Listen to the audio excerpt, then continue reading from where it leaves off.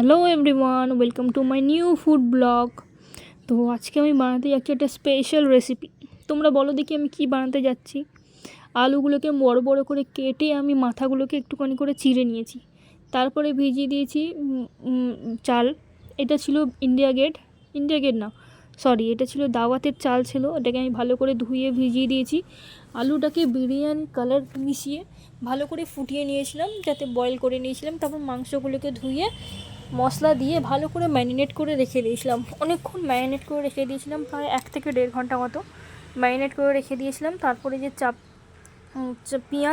পেঁয়াজটাকে আমি তারপরে ভেজে নিলাম। বেশ অনেকটা পরিমাণে পেঁয়াজ আমি ভেজে নিয়েছিলাম। একটু লাল করে ভাজতে হবে, যাতে একটু ক্রিস্পি করে ভাজতে হবে, যাতে ওটাকে একটু ক্রিস্পি হয় আর কি। দেখো, ভালো করে লাল করে ভাজতে হবে, যাতে ইভেনলি পুরোটা রেড হয়, একদম যেন ভালো করে যাতে রেড হয়ে যায়। তারপরে আমি যে তেলটা ছিল, তেলটা বের করে অন্য পাত্রে রেখে দিয়েছিলাম। আর কড়াতে ওই তেলই অল্প করে রেখে ওর মধ্যে একটুখানি গরম মশলা দিয়ে দিয়েছিলাম।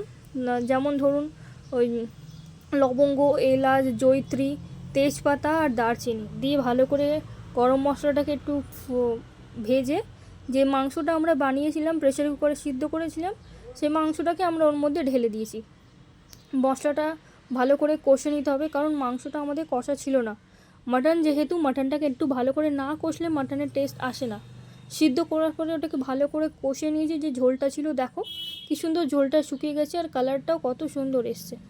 তারপরে আমরা কি করবো, এর মধ্যে অল্প একটু জল দিয়ে দেবো, যাতে মশলাটা পুড়ে না যায়, সেই জন্য হালকা করে জল দিয়ে দেবো। আর দেখো কি সুন্দর তেলও বেরিয়েছে, সাইড থেকে তেল বেরিয়েছে, মানে মশলা কষা রেডি। যে মশলাটা ছিল ওর মধ্যে অল্প জল দিয়ে আমরা ওর মধ্যে ঢেলে ভালো করে ফুটিয়ে নেবো। তারপরে যে বেরেস্তা আমরা করে রেখে দিয়েছিলাম, পেঁয়াজ ভেজে যে সরিয়ে রেখেছিলাম, তার 50% মানে অর্ধেক আমি তরকারিতে এখনই আমি দিয়ে দেবো, আর হাফ বেরেস্তা আমি রেখে দেবো। হাফ রেখে দেবো আর হাফ দিয়ে ভালো করে মাটনটাকে ভালো করে কষিয়ে নেবো। তারপরে তোমরা নিজেরাই দেখো কি সুন্দর কালারটা এসেছিলো, আর বিশ্বাস করবে না, এত সুন্দর একটা স্মেল আসছিলো। বেরেস্তা দিলে যে কোনো তরকারির টেস্টই চেঞ্জ হয়ে যায়। দেখো কালারও কত সুন্দর বেরিয়েছে, আর তেলও ছাড়ছে সাইড থেকে। তার মানে এদের মশলাটা কষা রেডি হয়ে গেছে। তাও আমরা একটু ভালো করে কষে নেবো। তারপর বেশ অনেকটা পরিমাণে আমি এতে জল দিয়ে দেবো। জলটা দেওয়ার কারণ হচ্ছে, আমরা বসাতে চলেছি এখন বিরিয়ানি, সুতরাং বিরিয়ানিতে আমার এই ঝোলটার প্রয়োজন। ঝোলটা কি করে কি করতে হবে আগে দেখতে থাকো, বুঝতে পারবে।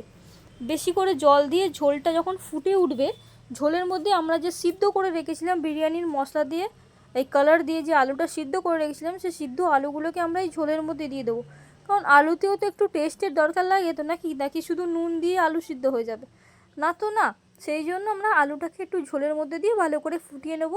আর ঝোলেতে আমরা 1 চামচ কেওড়া ওয়াটার আর রোজ ওয়াটার দিয়ে দেবো। তারপর উপর থেকে আমি আর একটু বিরিয়ানির মশলা দিয়ে দিলাম, যাতে ফ্লেভারটা ভালো আসে। তারপর এখানে আমি ভাতের জন্য জল ফুটাতে দিয়েছি।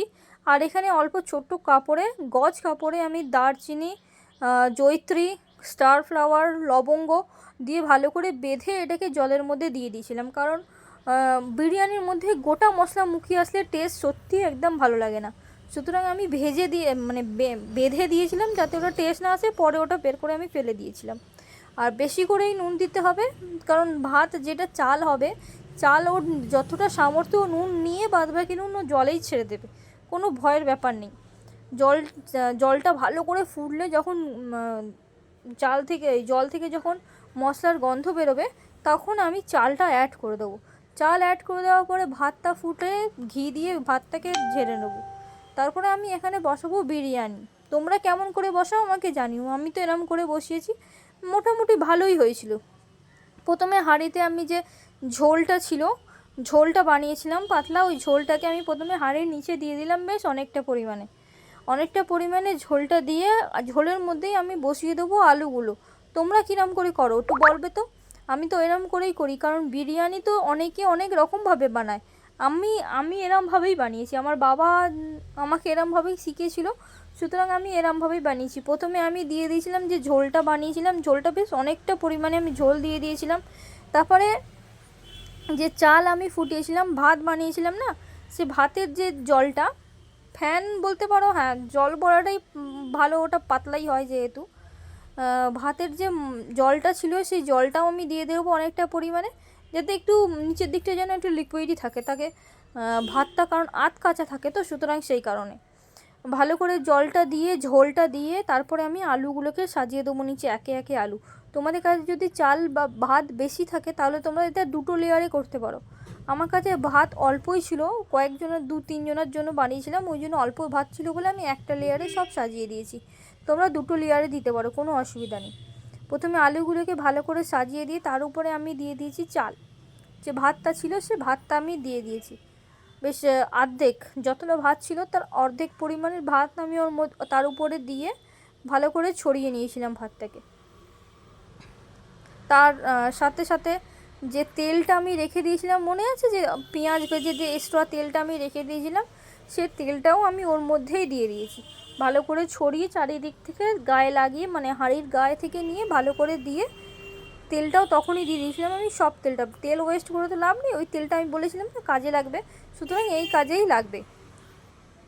তেলটাকে দিয়ে ভালো করে একটা লেয়ারে ভাত প্রথমে আমি দিয়ে দিলাম। তারপরে ভাত দেওয়ার পরে ভাতের উপরে আমি যে মাংসগুলো ছিল, মাটনের পিসগুলো ছিল, সেই মাটনগুলোকে আমি তুলে তুলে তার ভাতের উপরে দিয়ে দেবো। একটা একটা করে ভালো করে সাজিয়ে দেবেন, ভাতের উপরে দিতে হবে। তোমরা মাংসটাকেও 2টো লেয়ারেই দিতে পারো, কোনো অসুবিধা নেই। বললাম যেটা, ভাত যদি তোমাদের বেশি থাকে, রাইসটা যদি বেশি থাকে, তাহলে মাংস 2 ভাগে বা আলু 2 ভাগে তোমরা দিতেই পারো, কোনো অসুবিধা নেই। আমার রাইস অল্প ছিল বলে আমি দুটোই এক ভাগ করে দিয়েছি। নিচের লেয়ারে দিয়েছিলাম আলু, তারপরে দিয়েছিলাম রাইস, তারপরে দিয়েছিলাম পুরো একটা লেয়ারে মাংস দিয়ে দিয়েছিলাম, তারপরে আবার আমি রাইস দিয়েছিলাম। মাংস দেওয়ার পরে আমি একটু বিরিয়ানির মশলা ছড়িয়ে দিয়েছিলাম। এটা হচ্ছে আমার ঘরে বানানো, হাতে বানানো বিরিয়ানির মশলা। তোমরা যদি চাও তাহলে আমি বিরিয়ানির মশলা ঘরে কী করে বানাই দেখিয়ে দেবো। মাংসটা দিয়ে তার উপরে আমি ভাতগুলো, যেইটুখানি ভাত ছিল সেই ভাতটাও আমি পুরোটা দিয়ে দিয়েছি তার উপরের লেয়ারে, ভালো করে ছড়িয়ে, যাতে ভাত না ভাঙে সেই হিসাবে আস্তে হালকা হাতে ভালো করে ভাতটাকে ছড়িয়ে দিতে হবে সুন্দর করে, যাতে ভাতটা না ভাঙে। ভাত ভেঙে গেলে তো বিরিয়ানি, আর ভাত একটা মানে 70% কুক থাকতে হবে, একদম সিদ্ধ হয়ে গেলেও হবে না, একদম কাঁচা থাকলেও হবে না। দেখো আমি পুরো সাজিয়ে দিয়েছি পেঁয়াজ বেরেস্তা আর বিরিয়ানি মশলা উপর দিয়ে দিয়ে কালার, যে বিরিয়ানি কালার হয় ওটাকে দুধে গুলে চারিদিক দিয়ে গোল গোল করে দিয়ে ভালো করে এটাকে দমে রেখে দিয়েছিলাম। 10-15 মিনিট রাখার পরে আমার বিরিয়ানি রেডি। তোমাদের কেমন লাগলো আমাকে জানিও, আর তোমরা বানালেও আমাকে ট্যাগ করতে ভুলো না। ওকে, বাই বাই।